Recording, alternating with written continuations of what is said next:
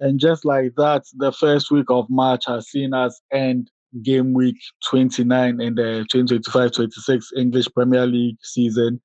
And ladies and gentlemen, a few shocks came about this game week, but the biggest winners undoubtedly would be both Arsenal to extend their lead at the top of the table and Chelsea to regain some semblance of form and hope in their pursuits of the top four.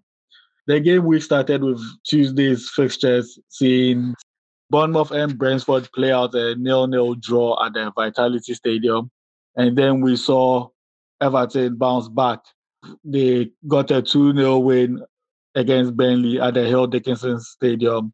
And this gives them a nice 6 points cushion in their pursuit of European football, seeing as they won against Newcastle United at St. James's Park 3-2 over the weekend. We then saw Sunderland versus Leeds United at Elland Road with the Black Cats leaving with a 1-0 victory. And then the first shock of the game week saw bottom side Wolverhampton Wanderers defeat the defending champions Liverpool 2-1 at Molineux for Wolves to grab their first back-to-back victories of the season. And they would be hoping that it's not a case of too little, too late as they try and make a miraculous escape to survive in the Premier League for next season. This then led us to Wednesday's fixtures, which saw most of the top half of the table battle it out against each other. We saw fourth versus fifth as Aston Villa took on Chelsea. Villa took the lead very early in the game, but that was all they wrote as Chelsea bounced back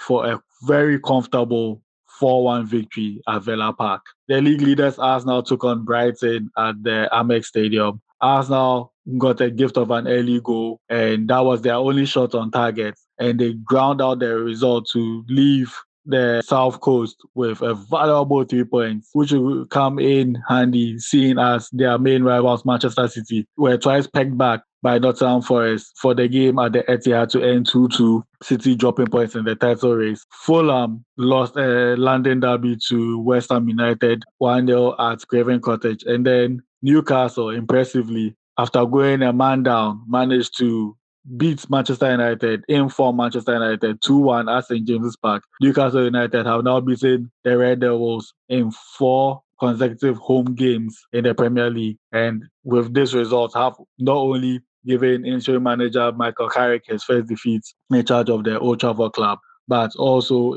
for the Magpies, snapped a 3-game losing streak at home in the league. We had only one game to look forward to on Thursday, and it was another London derby, this time seeing Tottenham Hotspur seeking their first win in the league in 2026 as they took on the team they last defeated in the Premier League, Crystal Palace. Spurs started well with an early goal, but a silly red card from Mickey van der Ven was all Crystal Palace needed to turn the game around, and turn the game around they did, with Palace leaving North London to South London with all 3 points, 3-1 victors on the night. So now it sees Arsenal extending their lead to 7 points for Manchester City, who, even though they dropped points in terms of the title race, have also extended their distance between them and the European pack, as in the Champions League chasing pack, thanks to their draw against Forest. The results from game week 29 see the gap from third place